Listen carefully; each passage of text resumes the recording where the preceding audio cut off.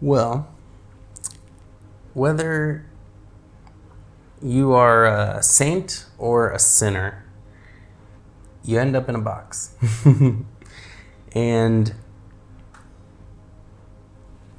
it humbles us all. It lays us bare and naked and vulnerable, and there is no getting out of it. So it lays us all bare. And how we lived is how we will be judged and remembered. I hope it helps people who are struggling, and I hope even more. So much for humanity. I don't know if they will listen, but I hope so much that they watch it before they face that crisis in their life of losing someone close that they loved. When you have these words rattling around your brain, when you are faced with this terrible news and your mind starts racing and it starts thinking terrible, terrible things, it is really great to have these words in your head that it's gonna be okay, that it's a beautiful process, and we can love this grieving process of healing take place. It is designed for us to endure the unbearable, and it's why we can get back out of bed and move on with our lives. We have this ability within us. So the more prepared we are, the more we can be present for that experience. The more we try to avoid it, the longer and more painful that journey becomes, because we are in conflict with it, which is just a inner battle we don't need to take on right then and there. Mm-hmm. How was your experience making the Miracle of Death? Miracle of Death is the toughest topic to talk about, and the most essential and important universal topic that will affect all of us. Mm-hmm. And I really hope that people can take the lesson simply from even the title. If they don't even see the movie, I hope that just from the title, people can realize that there is another way to see death, and that the fog of fear around the subject is obscuring a beauty and a window to a deeper understanding of life. So how did you come up with this title, The Miracle of Death? It came from that expression, the miracle of birth, and understanding that they are the yin and the yang, inseparable, part of that whole. You cannot have one without the other. And if one is a miracle, they are both miracles. And I think that they are. And I think that they are those two bookends of a precious, rare gift of life. If they're good times, you can be grateful. And if they're bad times, hopefully we can do something that helps someone else. And that gives meaning.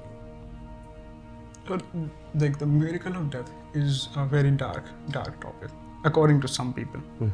So what actually inspired you to talk about death, especially like in the current society? Talking about death is considered as a taboo.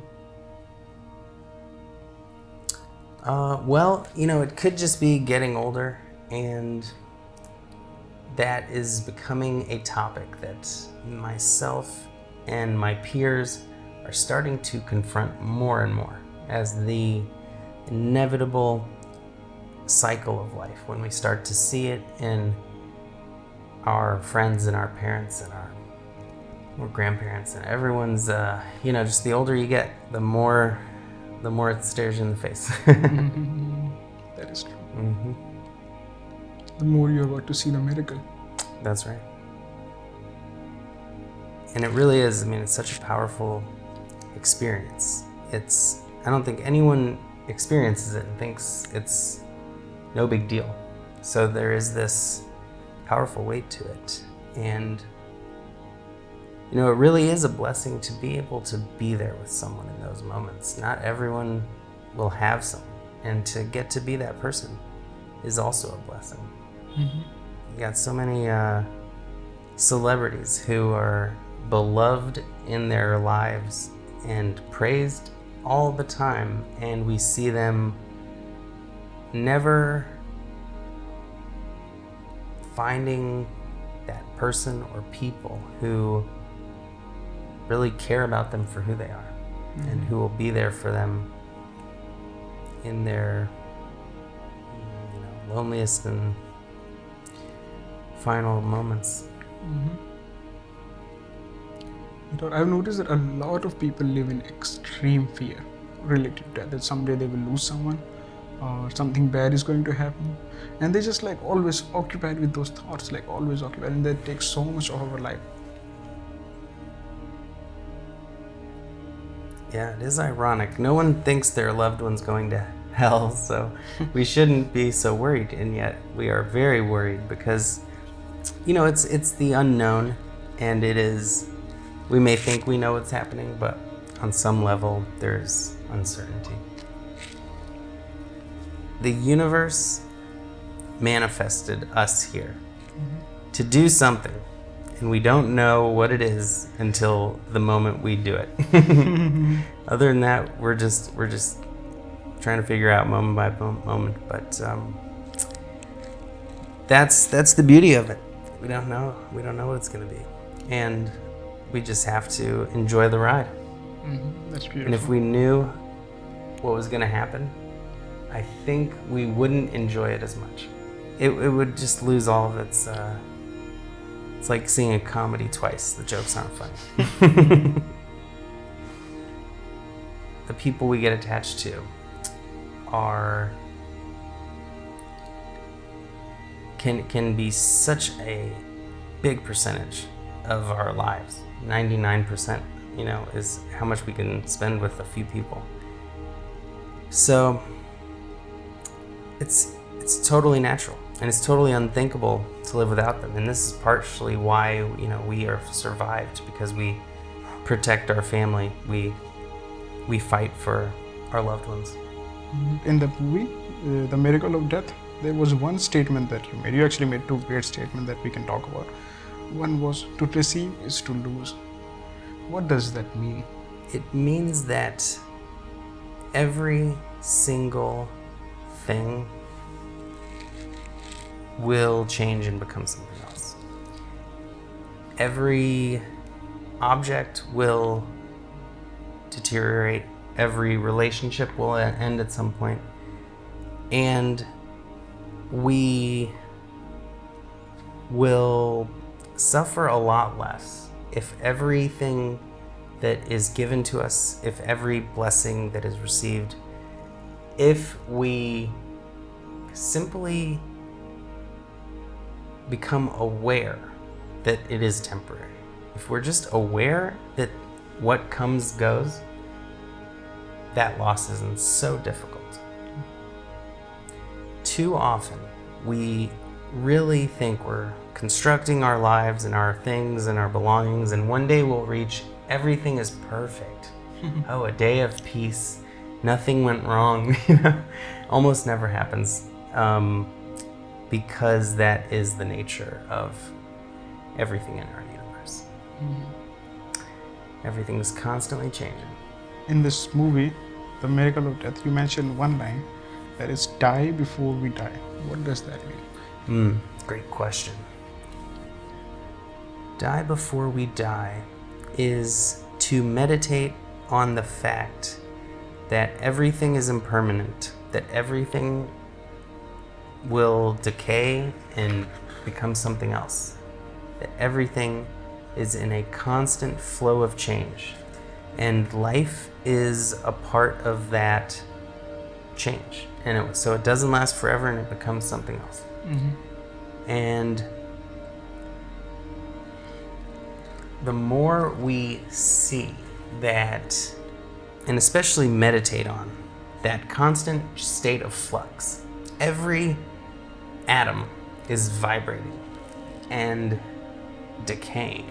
Every object that looks solid is in constant motion and energy. And so the more we just meditate on this change, which is so slow and imperceptible, we don't see it, the more our subconscious begins to accept this reality, and the less that change becomes so disruptive to us. Because we understand it, we even expect it, and we are able to accept it much easier. Yes, I remember the line that you said in You Are This Moment, and that line actually has helped me a lot in my tough times. When you said that, like, death is a very gradual process. It's not, like, it doesn't happen one day. It's just very slow. True. That's very true. There is no on and off, binary state. Everything is a spectrum. Everything is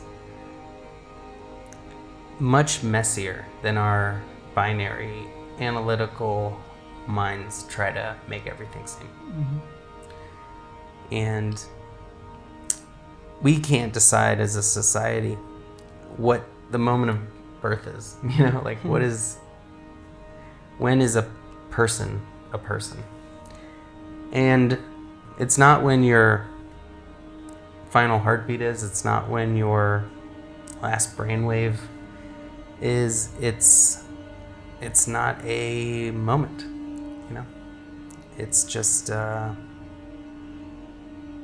moving on somewhere else. There is one consciousness that has created the multitude of forms that we see in this 3D space, and has been able to see itself through the multitude of life. And when we really see how connected everything is, how this spark of life gets passed on to everything, we really can see that animating energy behind everyone's eyes, behind every animal's. And we can, if we are really in tune to it, we can really see ourselves looking back, and we can see that even there is no myself, there is just this one consciousness peering through all the life forms. And no one knows, what's next, but it does seem to me that there would be a merging back to source from which we came, and where there is this understanding of all the different lived experiences. And I think that it's really kind of hinted at us in Buddhism, where the Buddha remembers these infinite lives. And to me, that's very clear that to be infinite lives is to be all life. And I think that there can be this awareness of our genetic history and our even collective consciousness. And I think there can be awareness into this. Even if it's no more than all life forms are these carbon-based systems. And, there's this cell that becomes tissue, that becomes organs, and these building blocks, and everything is deeply connected and similar. Every cell is made of these same atoms, made of these same particles. And so you just, when everything is made of the exact same stuff, you kind of assume it came out of the same factory.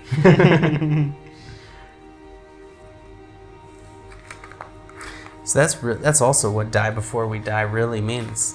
And it is a liberation that comes when we make peace with that which we have feared. This is really what born again Christianity is all about. This is what rebirth is all about. And it is deeply peaceful to realize that we can give up that fear of loss because we have confronted it and accepted it. And then we have nothing to lose because everything's going to be lost anyway.